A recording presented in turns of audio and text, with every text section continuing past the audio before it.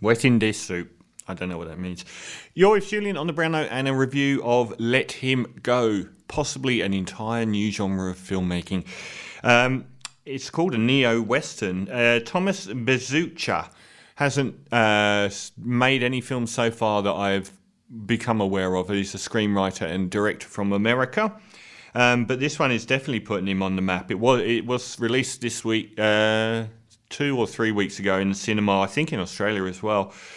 And it has a very, very appealing central to cast members.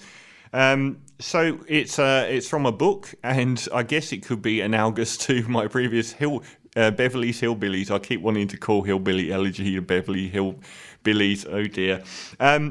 It's another white trash in inverted commas. It's another white poverty film and story about poor folk in in this case it's in Montana and Ohio. So we either get the sort of Ozark thing or the Appalachian thing or something that shows, the big wide open spaces, the hollers where they live in. It seems to be a very big cinematic movement at the moment. This doesn't try and be a worthy film at all, to its massive credit. And it does actually show a much more evocative recreation of that world than Hillbilly Elegy. And it's also a much better film than The Devil All the Time.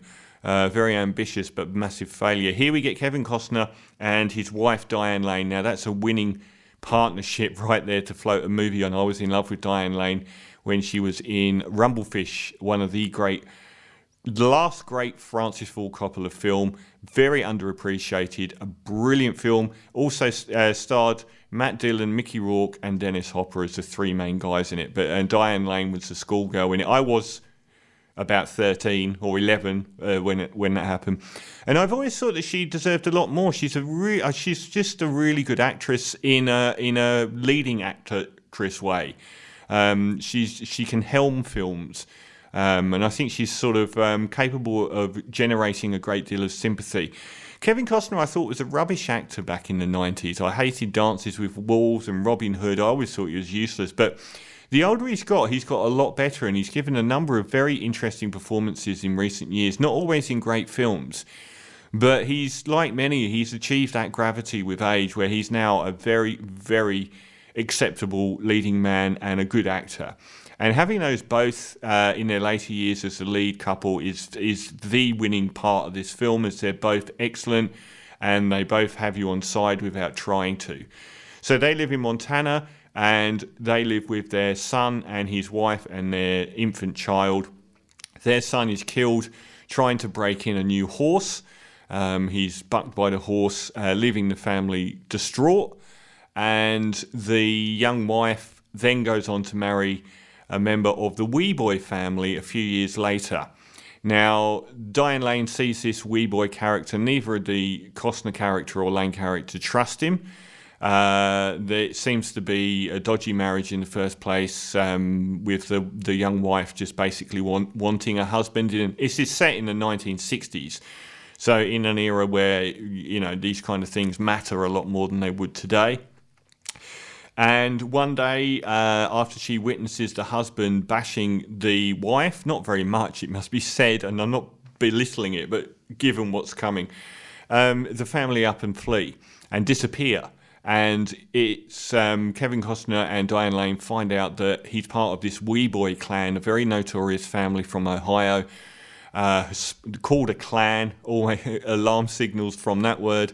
And they basically are run by this matriarch called Blanche.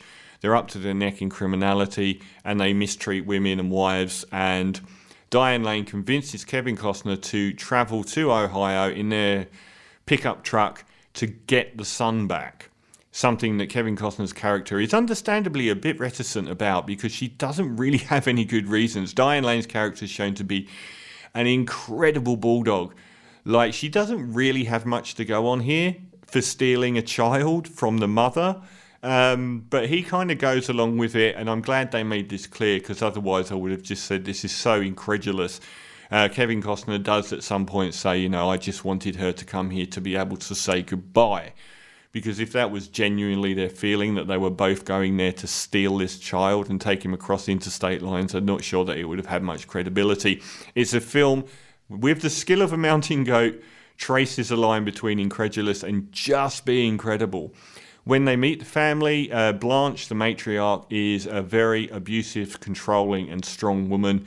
The sons all seem to be basically slaves to her, but willing ones. And it's clear that their daughter-in-law and the infant child are not going to have a good life. They're constantly watched whatever they do. And she basically makes a pact with the daughter-in-law, basically, come and live with us. And the daughter-in-law says, yes, this is terrible, it's horrible, I hate it here. So they plan to leave with Kevin Costner and Diane Lane. Unfortunately, the Wee Boy clan get wind of this, and they turn up, and they violently attack Kevin Costner. And basically, the police side with the Wee Boy clan, and they're told to get the hell out of Dodge. And that sets up a denouement where the Costner and Lane side of things are in a battle royale with the Wee Boy clan in this big old southern mansion in the middle of nowhere. Now, this is a good film. I said it's a new genre in filmmaking. It's kind of like, you got that Bridges of Maddison County sort of, older people romance films that they've had, the sort of drama rom-coms with older people in the roles.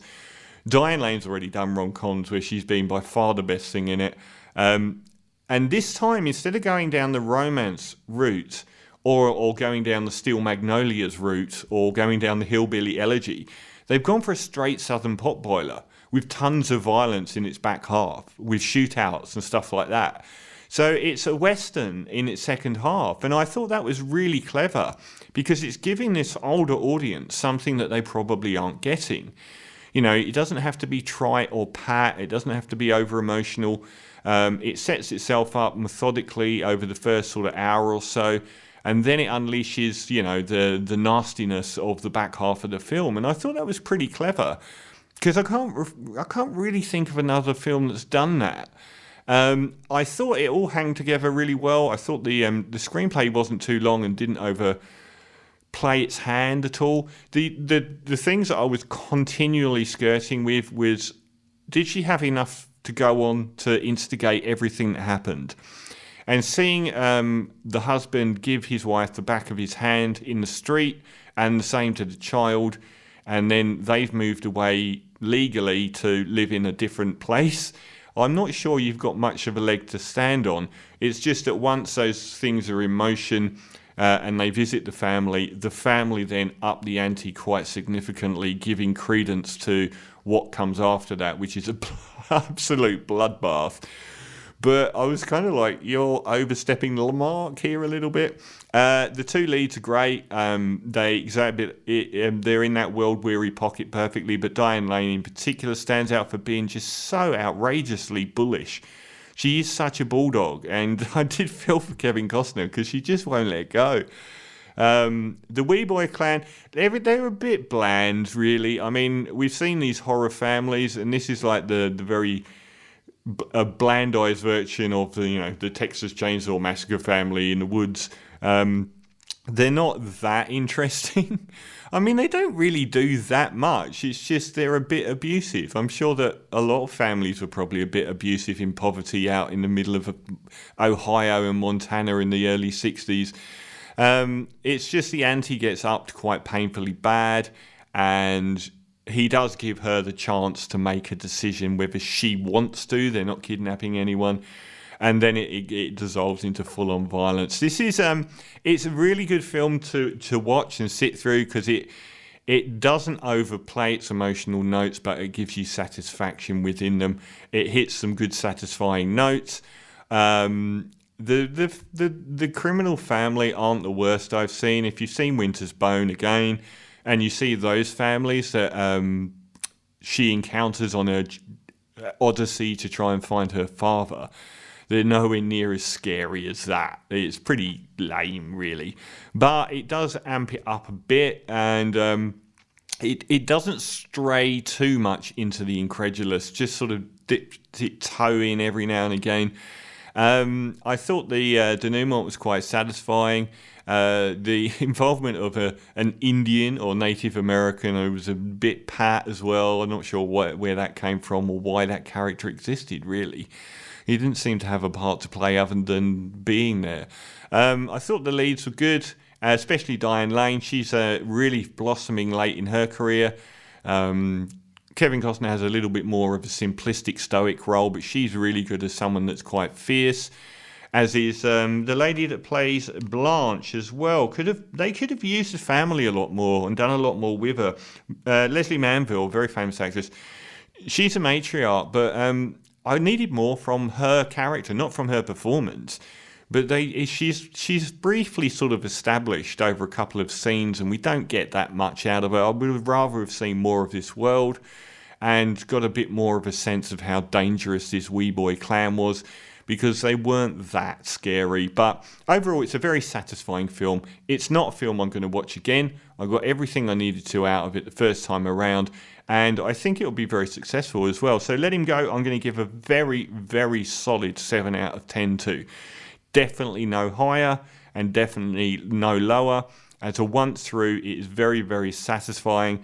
And I wouldn't watch it again because there's no reason to, really. So it's exciting and it's fun and it's well acted, and every now and again they just drop in some little bits of intelligence, like hinting at Kevin Costner's character's alcoholism and stuff like that. They don't overplay it. He just sort of nips into the store and buys some whiskey, and he's just like looking at us like, don't you dare start on me, as if this is something that has happened in the past. And those little moments I thought elevated it. It's made with intelligence. It's not pat and stupid. It is actually quite an intelligent film. And given that it doesn't aim to be, I think that helps it get to the end. So I won't watch it twice, but a very, very welcome watch once, 7 out of 10 for Let Him Go.